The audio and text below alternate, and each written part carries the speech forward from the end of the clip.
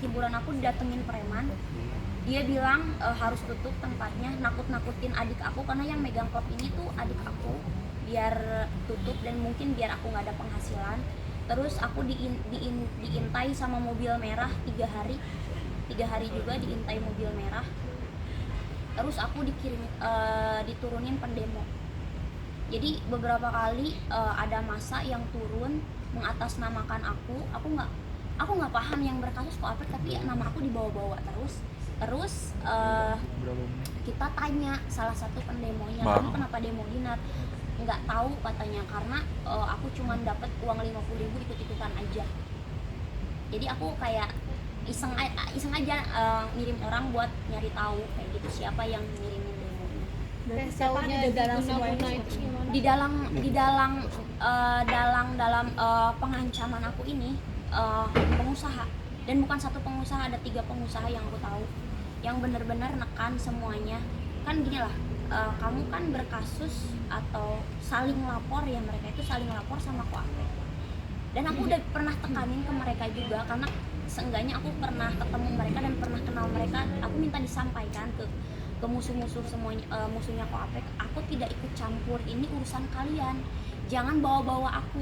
Tapi aku diteror terus. Aku udah print semuanya bukti aku diturunin massa. Ini di depan Mabes Polri. Pantai. Ke tengah aja, tarik dulu ke tengah. Nah, naik dikit teh. Naikin dikit. Nah, Naik kemana? Berapa jumlahnya tuh pendemonya tahu nggak? Juga banyak banget. Kalau aku liatin videonya banyak banget. Terus kan aku kan mungkin dibilangnya gimana. Jadi aku memang di sana itu aku tuh diajak usaha sama mereka lah. Ada beberapa pengusaha, aku belum bisa sebutin namanya. Diajak usaha dan aku mengalami kerugian sekitar 7 miliar rupiah yang mereka belum bayarkan. Jadi aku di sana tuh disangka mereka itu aku dikasih sama koopek. Sementara aku tuh memang ada beberapa kali aku transfer dari bulan Desember bertahap. Tanda tangannya di blur ya? betul. Ini aku ada di tanggal berapa ya? Pokoknya ini sekitar bulan Desember, ini aku transfer 1 miliar ke perusahaannya untuk pembelian kapal. Terus ini 1 miliar lagi, ini atas nama aku, pembelian kapal juga.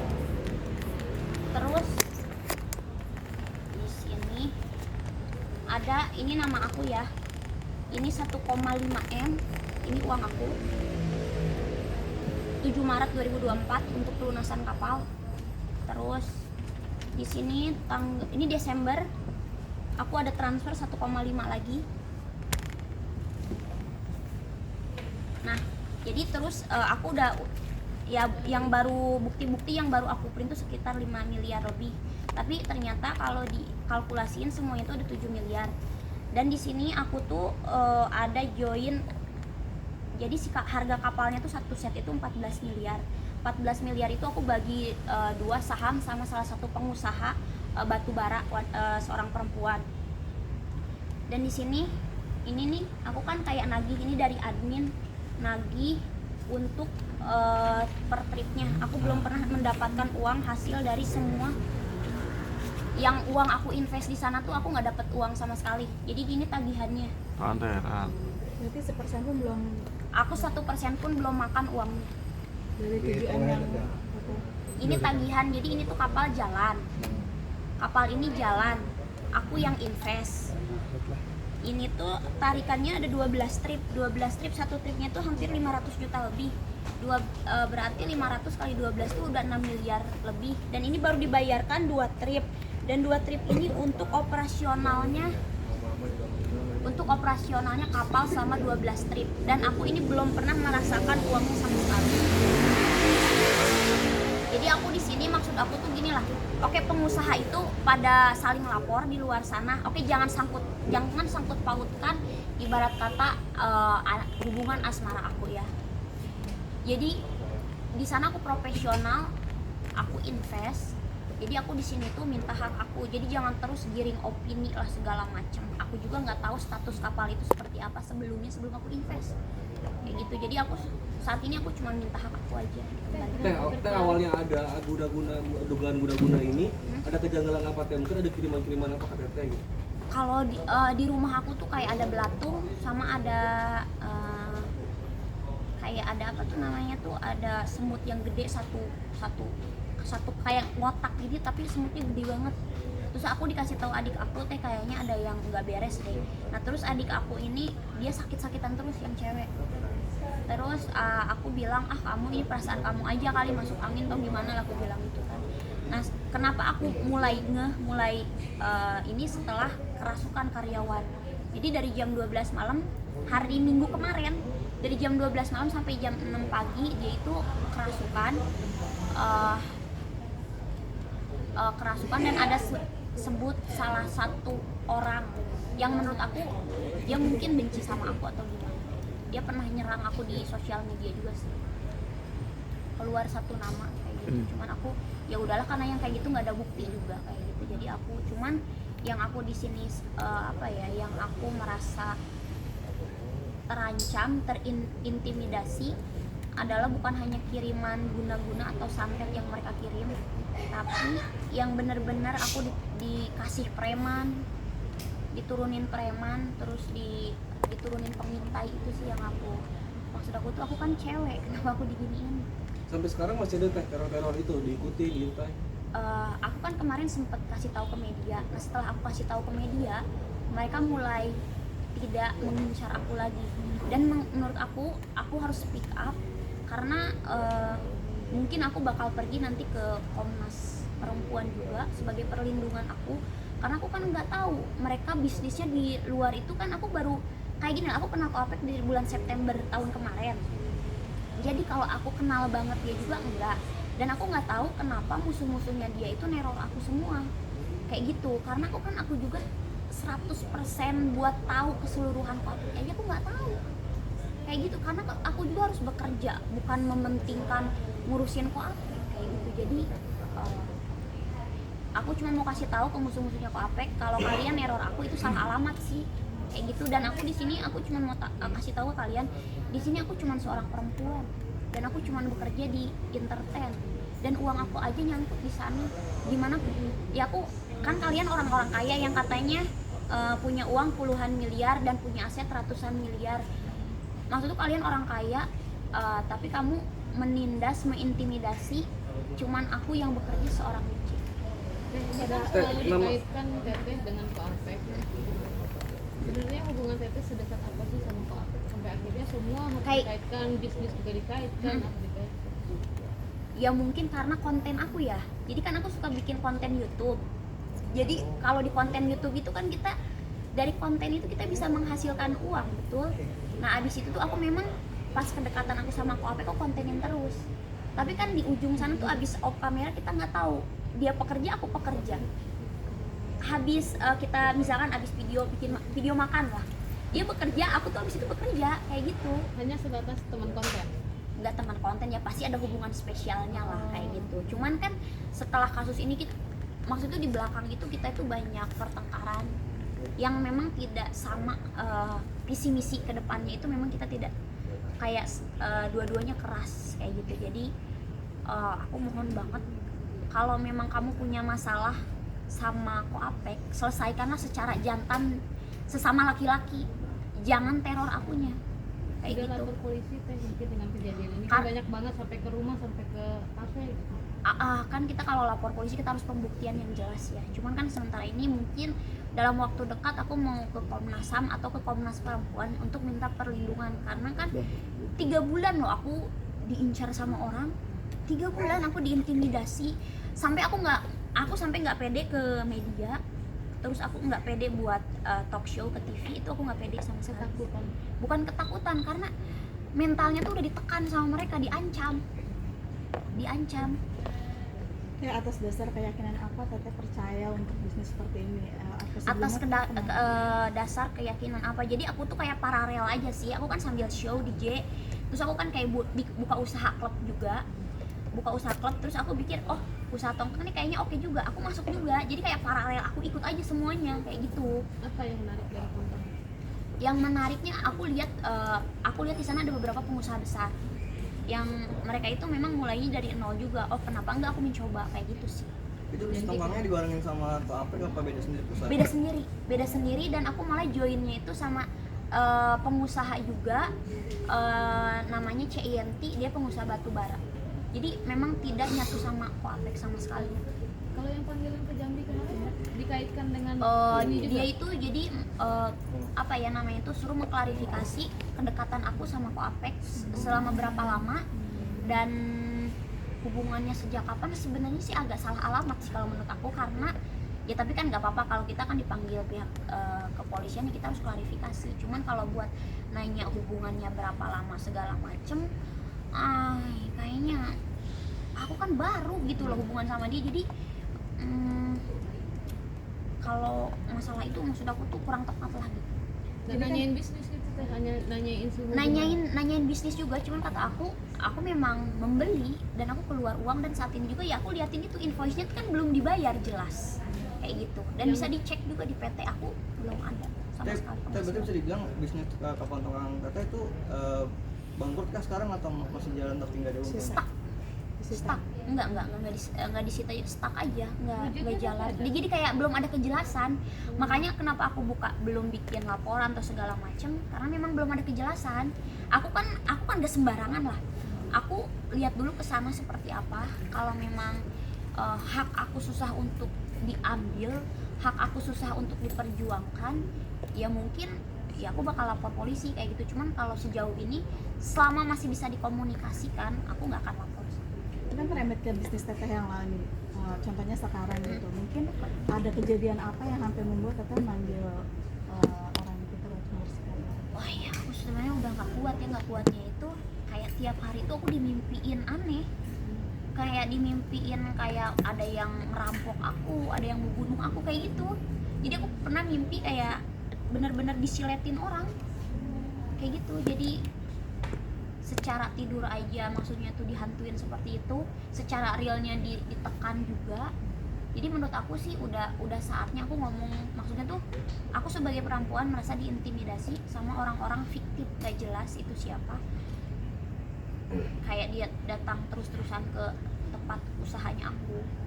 Ya dipikirnya mungkin udah profit segala macam. Usaha kayak gini nggak gampang kali, butuh kreativitas kita juga kayak gitu. Tapi dengan terseretnya jauh nama Teteh sampai saat ini nih, hubungan sendiri dengan Koapek selesai atau seperti apa? Kalau selesai belum, karena masih menggantung ya. Karena kan kita juga harus punya perasaan juga lah. Misalkan kamu mau ninggalin dalam situasi kayak gini, seakan-akan kan nanti apalah kayak gitu. Aku cuman di sini minta kejelasannya aja sih. Tapi Teteh Minta kejelasan atas uang yang udah aku investasikan. Tapi Teteh ngerasa kalau Koapek itu bersalah apa enggak sepengetahuan mungkin? Aku nggak paham lah kalau masalah itu ya. Aku nggak paham karena aku udah bilang aku tuh nggak tahu asal muasal masalahnya itu. Tapi setahu aku perkara masalah ini tuh udah dari yang dilaporkan itu adalah dari 2020 aku udah kenal Koapek belum jauh, makanya aku bingung kok jadi nyeret nama aku gitu. Kayaknya jauh banget 2020 dia sama siapa gitu. Tadi Teteh menduga kalau yang melakukan guna-guna segala macam ini adalah musuhnya Koapek, itu dari mana Teteh? Tersangka itu? Menduganya ya. Menduga dari mana? Ada muncul nama. Oh. Jadi kerasukan. Aku kan nggak ekspektasi kesana juga, kerasukan karyawan aku di videoin muncul nama dan kita kan kaget, kenapa jadi kesana namanya kayak gitu. Tapi kan kalau secara guna-guna atau santet seperti itu tidak bisa dibuktikan, jadi ya aku juga nggak ngeviralin itu siapa juga sih, karena memang kayak gitu juga kan takutnya jadi bumerang buat aku atau buat karyawan aku yang lain. Dari gelagat si nama tersebut seperti apa yang Teteh perhatikan gitu? Aku sih nggak paham ya, aku tuh nggak pernah mau mikirin orang benci sama aku atau seperti apa ataupun iri. Aku nggak mikirin karena aku udah sibuk dengan pekerjaan aku gitu, jadi aku nggak mikirin. Kayaknya aku bingung, ada orang yang menyerang aku. Jadi kayak sejauh ini tuh aku tuh tour keluar kota, terus sekarang tuh kan aku memang ada tour keluar negeri juga buat DJ-nya. Bingung sih pas aku diserang terus dipanggil polisi, kayak aneh banget padahal aku lagi anteng-antengnya gitu. Ada pengaruh dari income di bisnis ini nggak sih? Kan diserang juga nih tempat ini gitu. Jadi Income-nya sendiri. penghasilannya Sebenarnya kalau tempat ini tuh stabil, dia itu stabil. Malah dari awal-awal dia buka 1-2 bulan kan aku keluar uang terus. Tapi kalau sekarang dia udah stabil buat bayar karyawan, buat bayar sewa gedung, buat bayar listrik, dia udah jalan sendiri kayak gitu. Jadi untung enggak, rugi enggak, itu dia stabil, maksudnya tuh buat karyawan aku bisa lah. Yang membuat Tata yakin tempat ini harus dibersihkan gitu dengan orang yang bisa gitu. Biar enggak kerasukan lagi, kasihan karyawan aku. sudah bosan Berapa lama? sudah bosan memang kerasukannya Sudah berapa kali gitu Teh? Apa, tiap Baru hari? sekali, baru minggu kemarin aku juga kaget kenapa bisa kerasukan, karena sebelumnya belum pernah. Setelah mereka itu intimidasi secara kayak kirim preman, terus kirim pengintai yang mobil merah sering di depan itu, setelah seminggu dari sana tiba-tiba kerasukan. Aku merasa sih itu rentetan situ semua, nggak mungkin enggak. Kalau Tata sendiri ke fisik ada ini nggak mungkin? Kalau ke fisik biru-biru aja sih, Biru-birunya maksudnya gimana? lebam, Di lebam di air, di sini di dada, terus di sini di sini lebam. Sempet sih aku ada kayak cakaran sini di sini, tapi itu sakit nggak? Apa cuma Dirasakan. lubang aja tiba-tiba? lebam, tapi kalau ditekan gini sakit, kalau nggak ditekan nggak sakit. Ada Sebelum-sebelumnya sebelumnya nggak belum pernah. mimpi-mimpi Nggak ada. buruk.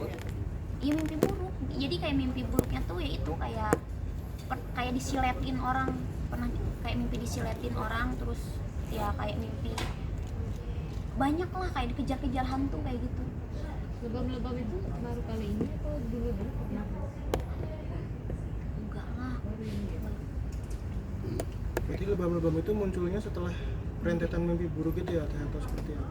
Jadi yang waktu pas kerasukan di sini aku mimpi buruk, besoknya lebam-lebam kayak gitu. Aku nggak tahu sih maksudnya tuh kenapa aku jadi speak up kayak gini juga, karena menurut aku ini udah terlalu ekstrim sih kayak gitu. Jadi ngedatengin secara real, ngirim preman secara real, ngintai juga, ngirim santet juga, itu kan Hitam juga. kayak rentetan semua, kayak mau ngabisin apa psikologisnya aku. Santet tuh gimana sih Teh? Ya kayak diguna-guna aja. Merasa digunakan. Aku pas malam juga merasa kayak ditusuk di sini, di belakang, kayak tusukan aja. Terus aku kan dikasih tahu, Dinar baca ini ya. Pas baca itu nggak sakit, tapi kalau enggak tuh sakit banget. Kayak gitu. Tapi masih bisa kerja, masih bisa manggung, masih bisa mana apa sampai nggak bisa kemana? Ya, masih bisa. Kayak kalau siang itu aku lawan. Kayak ini aja sesek kan, kayak napas itu kayak setengah, kayak nggak plong gitu. Cuman aku harus bisa lah. Yang kayak gitu kan harus dilawan. Selain tempat ini rumah akan dibersihkan juga. Nggak tahu sih kalau rumah. Yang penting ada. Kalau rumah memang mungkin nanti lah pengajian segala macam. Cuman kan kita mau lihat dulu nih ini apa benar santet kiriman atau memang penghuni sini kayak gitu. Biar clear aja sih. Karena kan tadi Teteh bilang ada binatang ya kan di rumah. Gitu. Ya mungkin rumah juga nanti. Itu berapa kali kejadian adanya? Sekali aja, cuman kayak dalam minggu ini tuh kayak dibombardir segala macam kayak gitu. Kalau personal sendiri ada ancaman gitu nggak tuh? Mungkin nge-WhatsApp, nge-DM, Telepon, telepon. aku ancamannya telepon. Dia bilang Yang telepon siapa? Nggak tahu, fiktif, suruh ngelaporin ke APEK. Kayak kamu harus ngelaporin ke APEK, kalau enggak uang kamu yang kamu investasiin di sana bakal hilang semua. Gitu. suara Karena cowok, bakal habis kan. suara cowok. Cowok. Kita kenal nggak siapa mungkin family? Nggak, nomornya juga nggak kenal, nggak pernah telepon. Jadi dia ngancemnya gitu sih, kalau itu berkali-kali ditelepon. Ngerasa disantet, ada rasa ketakutan sampai sekarang? Kalau rasa takut enggak, cuman apa ya, tekanan, karena merasa tertekan tuh karena ya itu dikirimin pendemo, dikirimin preman, dikirimin pengintai, jadi itu tuh kayak udah komplit semuanya, udah komplit. Bapak Jadi, sendiri tahu Teh? nggak tahu lah, aku nggak cerita ke orang tua aku karena kan kalau masalah kayak gini aku takut, kalau orang tua aku takut khawatir. Cuman Feeling Bapak gimana? orang tua aku tuh bingung kenapa Dinar tuh banyak masalah sekarang. Sebelumnya itu kita tuh fine fine aja, keluarga aku fine. Itu keluarga aku juga biasanya baik baik aja sih, dengan cerianya aku, dengan manggungnya aku, dengan kelucuannya aku sama keluarga tuh sebenarnya sebelumnya tuh oke oke aja. Tahun-tahun sebelumnya tuh biasa aja. Cuma ya tahun ini berat banget. Berarti banyak masalah setelah dekat dengan Pak Pres gitu. Iya. rentetan ini berarti rasain Udah ketemu Pak Apek setelah kejadian waktu di Jambi? Aku kemarin kan aku dipanggil kan, aku sekalian nganterin nasi padang. Cuman aku gimana ini kata aku mau nagih hak aku ke siapa? Apa aja? Kata dia stepnya aku kasih tahu ini. Dikasih solusi. Tapi dia ada pertanggungjawaban sih dari dia, kalau memang mau kamu ambil aja yang aset yang ini, nanti biar aku yang berhadapan sama pengusaha yang ini. Cuman kan aku minta dulu lah ke pengusaha yang bersangkutan dulu. Uang Tete yang Tete investasikan ke Koapek berapa? Apanya? Uang Tete yang 7 miliar. ke Koapeknya langsung? Bukan ke Koapek, ke perusahaan. Oh, Ada ke Koapek beda. ada? Ke Koapek ada? lewat Koapek. Oh, Lewat Koapek. Karena lewatnya Koapek itu makanya dia mau mempertanggungjawabkan kan Kal. Cuman kan bingung kan dia di dalam juga.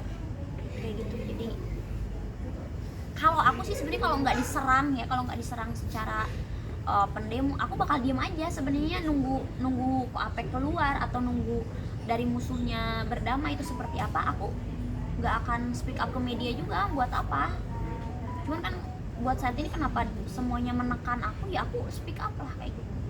Bukan apa-apa sih, aku cuman mau ngasih tahu ke pengusaha yang nyerang aku, yang ngedit video aku yang disebarin di sosmed, sama yang ngancam aku. Kalau bawa terus aku di sosial media atau bawa aku terus di media nama aku, apakah itu tidak berbahaya bagi usaha kalian yang lagi berjalan sekarang?